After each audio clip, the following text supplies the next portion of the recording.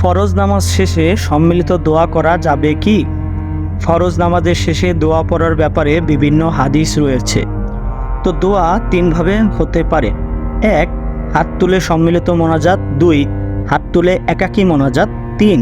হাত না তুলে মনে মনে দোয়া পাঠ করা। এর মধ্যে যে কোনো একটাই করা যেতে পারে। এক এক সময় এক একটা করা যেতে পারে, এতে এত বড় কোনো সমস্যার কিছু নেই। অনেক সময় দেখা যায় মোনাজাত চলছে, এই অবস্থায় অতি উৎসাহী কিছু মুসলিম ঢ্যাং ঢ্যাং করে উঠে হাঁটা দেন অথবা উঠে নামাজে দাঁড়িয়ে যান। এই আচরণ ভালো দেখা যায় না। এটা মুসলমানদের একে অপরের সাথে মিলেমিশে থাকার পরিপন্থী আচরণ। যখন মোনাজাত হয়, চাইলে মোনাজাত শুরুর আগেই চলে যেতে পারে অথবা মোনাজাত শেষ হওয়া পর্যন্ত অপেক্ষা করতে পারে। ফরজ নামাজের পরে সম্মিলিত দোয়া করা নিয়ে আপনি কতটুকু জানেন? এটা নিতান্তই ইচ্ছাধীন ব্যাপার, কিন্তু আমাদের সমাজে সম্মিলিত মোনাজাত নিয়ে বাড়াবাড়ি এবং সরাসরি উভয়টি লক্ষ্য করা যায়। কেউ কেউ একদম হারাম বলে ফতোয়া দেন, আবার কেউ কেউ মোনাজাত না করলে ভাবেন সালাতই হয় না। তবে ইসলাম আসলে এর মাঝামাঝিতে অবস্থান করছে। আবু হুরাইরা রাদিয়াল্লাহু আনহু থেকে বর্ণিত আছে যে মহানবী সাল্লাল্লাহু আলাইহি ওয়াসাল্লাম বলেছেন, যে সময় কোনো বান্দা তার 2 হাত উপরের দিকে উত্তোলন করে, এমনকি তার বগল খুলে আল্লাহর নিকটে কিছু প্রার্থনা করে, তখন তিনি অবশ্যই তাকে তা দেন, যদি সে তাড়াহুড়ো না করে। সাহাবীগণ বলেন, ইয়া রাসূলুল্লাহ, তাড়াহুড়া কি?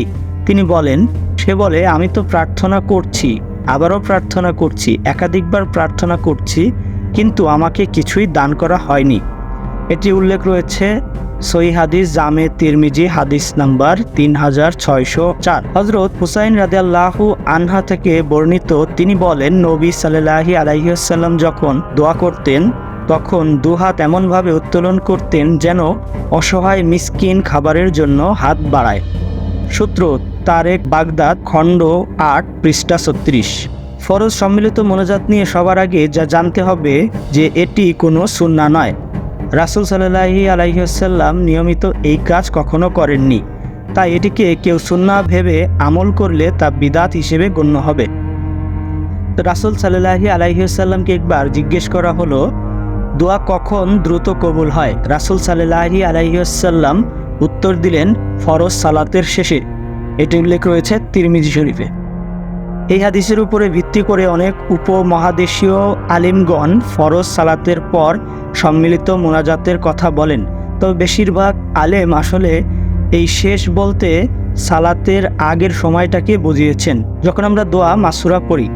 রাসূল সাল্লাল্লাহু আলাইহি ওয়াসাল্লাম দোয়ায়ে মাসুরা প্রায় 10-এরও বেশি রকমভাবে পাঠ করেছেন। আমাদের সমাজে শুধু এক এক রকমভাবেই প্রচলিত। উনার যা জানার থাকতো সব কিছুই উনি দোয়া করে সালাতে পাঠ করতেন, অর্থাৎ রাসূল সাল্লাল্লাহু আলাইহি ওয়াসাল্লামের যা চাওয়া থাকতো সব কিছু উনি দোয়া আকারে সালাতেই পাঠ করতেন।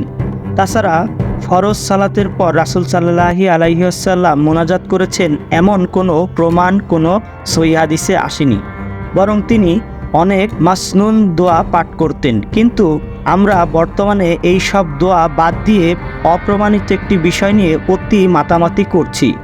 ফরজ সালাতের জামাত ধরতে অনেক সময় দেরি হলে সালাম ফিরানোর পরেও সালাত চালিয়ে যেতে হয়। তখন মাইকে জড়ো মোনাজাত শুরু করলে সূরা পর্যন্ত ভুলে যাওয়ার সম্ভাবনা থাকে। এটি মুবাহ কাজ, তো কখনোই ফরজ সালাতের চাইতে অধিক গুরুত্বপূর্ণ হতে পারে না।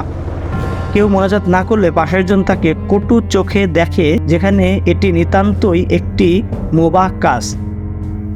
এভাবে নিয়মিত মোনাজাত করলে আসলে একটি রেওয়াজে পরিণত, যা সুস্পষ্ট বিদআত। তাছাড়া যারা এভাবে মোনাজাত করে তাদের হয়তো বেশিরভাগই এই ভেবে করে যে এটি একটি সুন্নাহ। আমরা গত 10 থেকে 15 বছরে এমন কোনো ফরজ নামাজ পাইনি যেখানে সম্মিলিত মোনাজাত করা হয়নি। এ বিষয়ে সাবধানতা তাই অতি জরুরি। ফরজ সালাতের পর যদি কেউ সম্মিলিত মোনাজাত করে, অবশ্যই খেয়াল রাখতে হবে এটি কোনো সুন্নাহ নয়, ইচ্ছা হচ্ছে তাই করছে। মাইকে জোরে কোনো মোনাজাত নয়, যাতে সালাতরত মুসলিমদের কোনো বিরক্তি না হয়। নিয়মিত প্রতিটি ফরজ সালাতের শেষে করা যাবে না, তাহলে বিদআত হিসেবে গণ্য হবার সমূহ সম্ভাবনা থাকবে এবং সমাজে এটি রেওয়াজ হিসেবে চালু হয়ে যেতে পারে। সালাত শেষের মাসনুন দোয়াগুলোর চাইতে এই মোনাজাতকে প্রাধান্য দেওয়া যাবে না। আজকের ভিডিওটি এই পর্যন্ত। আপনাদের এই বিষয়ে কোনো মতামত থাকলে অবশ্যই কমেন্ট করে জানাবেন।